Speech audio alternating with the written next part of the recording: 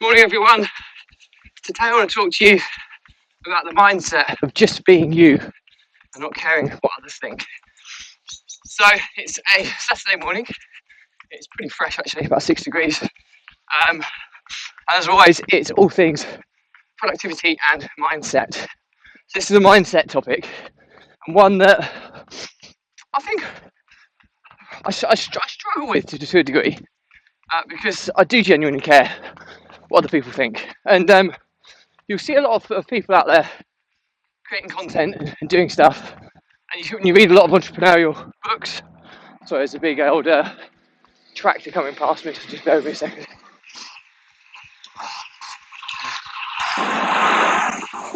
The joys of running in a country roads. But anyway, yeah, I think you get so many entrepreneurs out there that say, oh, you just got to be you, follow your passion, don't care about what other people think. And content creators say the same. And although I do agree with the principle, I think there are some caveats that you kind of need to factor in. And I'm fortunate enough to say that since I've been putting myself out there, maybe my following isn't big enough, but inevitably, the more people that follow you, you're going to get somebody who doesn't like what you follow. You probably noticed I'm quite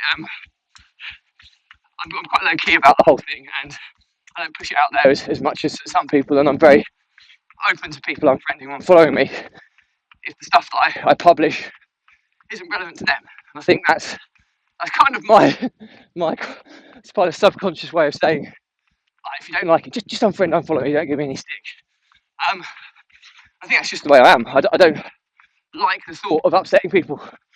And there's been a few things that have kind of come from this vlog that have experiences that have happened, because I'm kind of approaching 150 odd episodes now, so I'm not far off being 6 months into this process. I'm kind of 5 months into this process now, and the pros have far outweighed the cons. Absolutely. I mean, business opportunities, investment, partners, opportunities that were asking me to get back into the coaching space, which I'm not, by the way, but they're there. And it's been super exciting in what's coming. And bear in mind, I've done the hustle, the hard graft to get where I am here, and now I'm going to start putting some strategy behind what I'm doing. And who knows what the next 7 months are going to hold and beyond, because I'd like to think that it's justified, and if I can see it's worth it, I'll keep doing this. And even just for my personal sanity of having a mechanism to kind of talk about stuff that's happening in my life that I wouldn't talk to other people. Sometimes it makes you feel that with this camera on a lonely country lane, you're talking to yourself, you're like almost getting counselling. You kind of forget the fact that it's going out there to the masses. And I think just that analogy there is probably where I've kind of gone wrong as well. And what I do on this, I do very little planning. I know the title of my vlog. I have a massive list of topics that I'm going to cover. I don't really plan them in advance. I'm going to start putting more structure behind it, because I've kind of ad hoc'd it for long enough. But today, for example, I didn't know what my topic was until about 10 minutes before I left for my run. And I have no kind of underlying plan. I think there's a lot of benefits to that, because it's real, it's authentic. I'm speaking on the go. But sometimes you have to appreciate when you're running, your mind's working super hard on making sure that you're running, you're breathing, you're doing the things that a runner has to do, let alone having to think about talking and actually providing some kind of value. And I've really enjoyed that challenge and that mental pressure of doing that. And it's something that I've really, hopefully I've thrived at. But sometimes you might get things wrong. And there's been some episodes that I've done in the past where I've just spoken from the heart, exactly how I felt. And I think sometimes I've probably alienated some people by doing that. And one of the episodes I'm kind of referring to here is where I talked openly about my recent business partnership failure. And with when I was in systems and outsourcing. And whoa, a massive swan just hissing at me as I was running past it. I was completely oblivious to it, but it was definitely hissing at me. And if I'd have got much closer, I'm sure it would have had a swipe at me. So I'll be swerving that when I go back. After you see that, I'll get Sam, the editor, to point the camera at it when I go back past it very shortly. But yeah, there was an episode where I talked about my recent business partnership failure. And, in all honesty, I wanted it to be portrayed in a positive way for all involved. Because contrary to what people believe, I do have the utmost respect for my ex-business partners in that venture. There are others that I have little respect for, and I'll give you my feelings why. However, I'm just referring to that episode now in particular because I haven't, I suppose, directly fallen out with anyone from it. I have noticed that the kind of systems and outsourcing community that I was a big part of when I was growing that business with the other partners, it was very close knit. I've kind of noticed that doing that has created a little bit of a division, and something that I never wanted to happen. And there's a few people that have stuck communicating with me, keeping in contact with me in friendship, and others who I'm very close with who I haven't heard from since. And I can only assume, and I had a conversation with or some communication with one of the partners, and he didn't see it as positive as I thought I was portraying it. And again, I think with a bit of planning and stuff, I could have, because my main aim for that episode was to teach people not to make the same mistakes that I had made. And, there's no smoke without flames, and I was never portioning blame onto people during that episode. And I'm man enough to say that a significant proportion of that, 50-50, well, it's three partners, maybe 33. But it's an equal element of responsibility when something goes wrong, when you're in an equal partnership. And that's how I saw it. But inevitably, my portrayal of it would have been biased to me, because it's my story. And perhaps I didn't give the other person the opportunity to relay their thoughts, and they haven't been public with their thoughts and feelings, and I'm sure they've got their own that they'd like to have the opportunity to talk about. And I think in hindsight, a bit more planning and a bit more not just being so raw, speaking from the heart, I perhaps could have got exactly the same learning outcomes across without causing any offence. And I think I've caused some offence, and that was something that I really was trying to avoid in that episode. But I thought the value that I was going to be providing was really important to kind of get those messages out there. So, and that's something that's kind of heated me up a little bit. So, what I'm going to potentially do on this, I don't know whether it will happen or not, who knows, we're in a different environment, but it's been quite a while since that happened now. It's been 6 months since, somewhere around 6 months, since the actual breakup of that business. So much has happened. I do follow systems outsourcing, so I genuinely think that it will be more successful with its existing leadership profile than when I was involved, because there's one direction, one clear goal, and that's what I always said was super, super important. And by all accounts from the outside, I have no other reason to believe it's doing really, really well. I see a lot of content coming out and stuff, and I think it's going to go from strength to strength, which is fantastic. And I genuinely mean there's no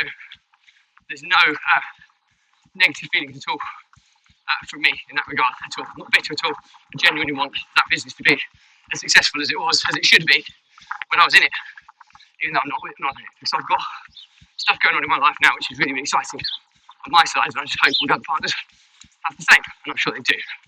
But yeah, I've clearly alienated some people. Not directly, and it's almost worse in this instance because people talk about trolls. Right, before I talk about trolls, let's talk about big hairy grey swans that could attack me. It's just there. He was hitting at me again. So Sam, when you go through the editing, just point the camera at that one and see it hissing at you. I think that's the first.